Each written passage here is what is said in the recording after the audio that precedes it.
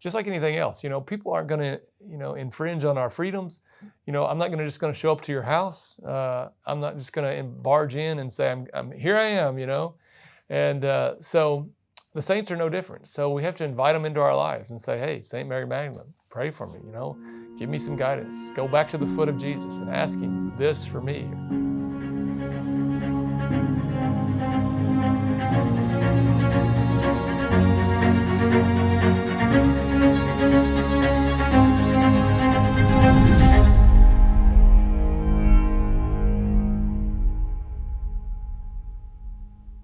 I also wanted to talk a little bit about St. Mary Magdalene. Her feast day was a few weeks ago, and it's interesting. My mother's birthday is the same day. July 23rd is the same day as the feast day of St. Mary Magdalene. And I just got, sometimes you feel like the saints are praying for you, and sometimes God does send those saints to give it. Maybe the saints were praying for my mother. Maybe she was praying for my mother that day. Who knows? And maybe my mother sent me a few of those prayers up my way. So I thought, I'm going to learn a little bit more about St. Mary Magdalene. We know a little bit, but I didn't know a lot of details. So I thought, I'm going to look into this. Father Chris has got me on the St. Paul Center website, which is free to all clergy, all priests. And so they had a whole lesson on St. Mary Magdalene. So I thought, well, I'm going to do this to learn. So I did. And so I learned things I didn't even know about. So I wanted to share those with those maybe watching today. One of the things I didn't realize is St. Mary Magdalene was the sister of Martha and Lazarus, something that I did not know. So according to the thing that I watched, the lesson that I watched, one of the great things about Mary Magdalene was she was always in all the different depictions in the scriptures was Mary Magdalene at the feet of Jesus. So the first time we see her is, of course, going into this banquet hall. Jesus is there with the Pharisee who's, of course, hosting Jesus. The whole town knows who she is because she's she's a prostitute. She's we might think of her, I would imagine, more of an escort. And she would have been from Bethany, which is in or just outside of Jerusalem, where, of course, Martha and Lazarus live, where she would have grown up. But she moved up to the Sea of Galilee. Well, that's where a lot of the wealthy people lived. Obviously, that was more of a retreat, vacation area, and more money. That's where. And so she was actually very wealthy. We hear from the scriptures that she, of course, helped provide for the ministry of Jesus.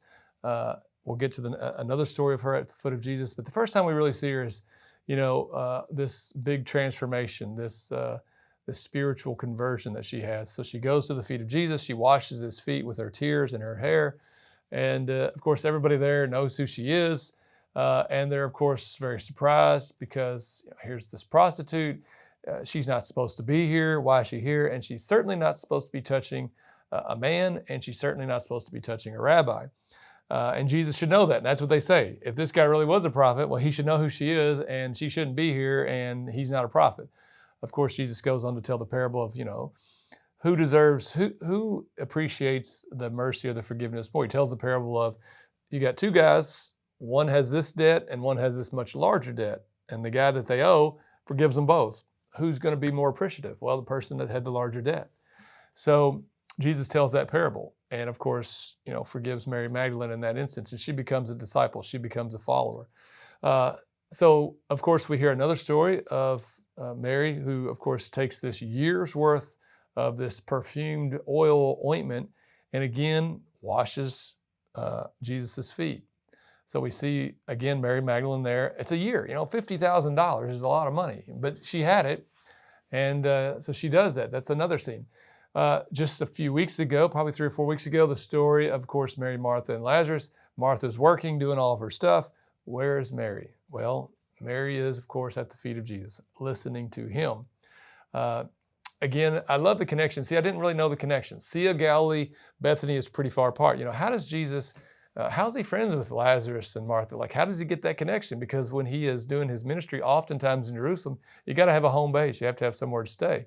Well, he often stayed there. Well, again, we can imagine in our own minds, not in the scriptures, but we have connections, we have friends.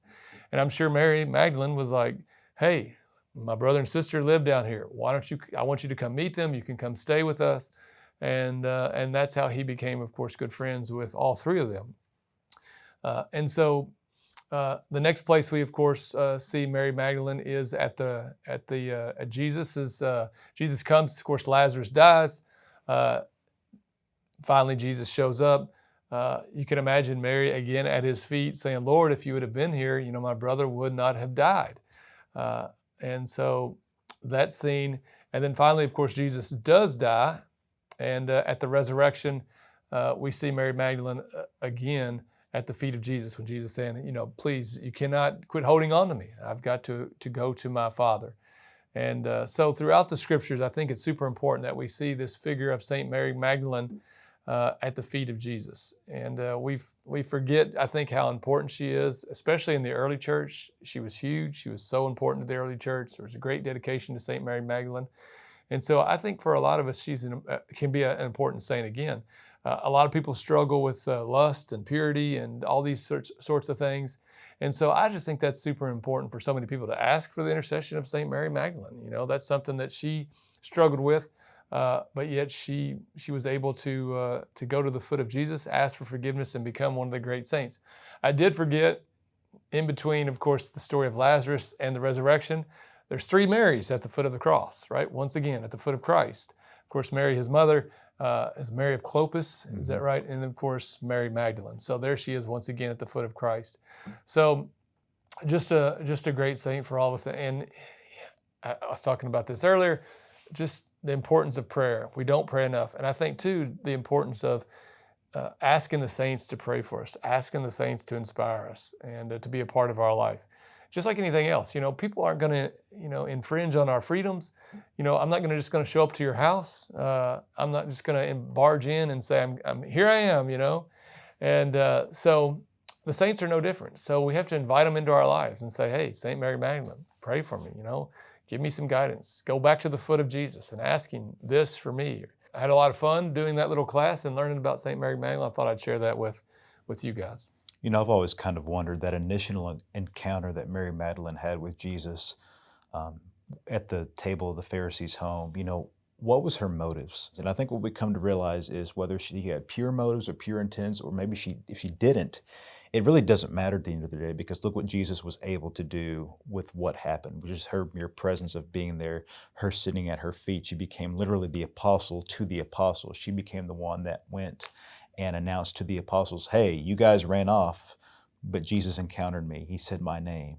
He said, go and tell my disciples to meet me back up north in Galilee and on the resurrection. And so, it doesn't matter when we come into faith necessarily what someone's intentions are. We can see someone and we can make an initial judgment. What does their past look like? Or what are that person doing here? But look what Jesus is able to do with Mary in that instance. Yeah, I think too, Mary Magdalene is a great example for a lot of us, especially young people, because again, what do young people do? I think a lot like Mary Magdalene. They think, well, I want to live the fast life, I want to have fun, I want to get out, I want to party. Mary Magdalene got caught up in that, She would have also experienced, evil in her life. Oftentimes those that have been possessed and exorcised are the holiest people that people know, because again, in some ways they've seen the face of the devil and they don't want that anymore, and they're going to run in the opposite direction.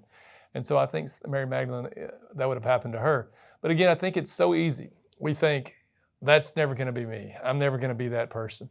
But you can see how anybody could fall into sin. It doesn't have to be, that sexual sin or anything like that. It can be alcoholism. It can be addicted to material things. It's just you live your life, years go by, and before you know it, you look back and you think, how did I get here? And the answer to get back is to go run into Jesus with tears and say, forgive me. And he will. And, your life will change from that point forward. So again, another great example of repentance is St. Mary Magdalene.